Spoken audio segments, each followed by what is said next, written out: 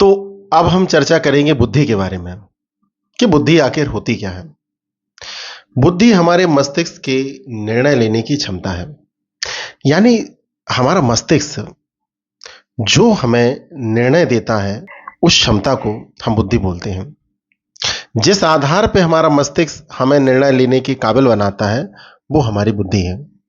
आप लोगों ने सुना होगा कृत्रिम बुद्धिमत्ता के विषय में। मशीनें भी अब सोच सकती हैं जैसे हम सोचते हैं। तो आखिर मशीनें किन आधारों पर सोचती हैं? तो मशीनें सोचती हैं जानकारी के आधार पर। ऐसे ही हम भी जानकारियों के आधार पर ही सोच पाते हैं। हमारे मस्तिष्क में जानकारियां स्टोर होती हैं और उन जानकारियों के आधार पर हम जीवन में निर्णय लेते हैं।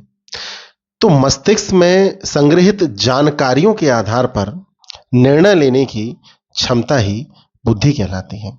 तो इसका सीधे से ये मतलब है कि अगर हमारे मस्तिष्क में कोई जानकारी नहीं है तो उस विषय में हम निर्णय नहीं ले पाएंगे।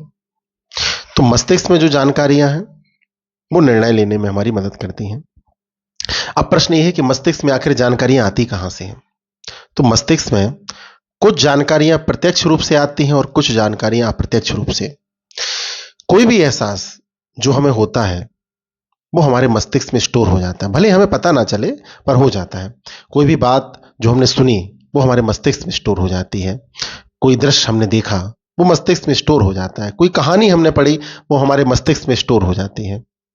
कोई भी अनुभूति, कोई स्वाद, सुगंध, स्पर्श आदि सभी हमारे मस्तिष्क में जानकारी के रूप में स्टोर हो जाते हैं।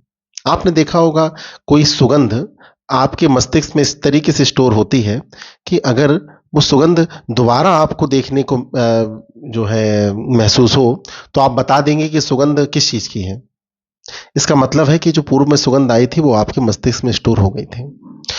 तो मस्तिष्क में जो स्टोर होगा उसके आधार पे हमारी बुद्धि निर्णय लेगी। यानी मस्तिष्क में क्या स्टोर होना है ये बड़ा महत्वपूर्ण है।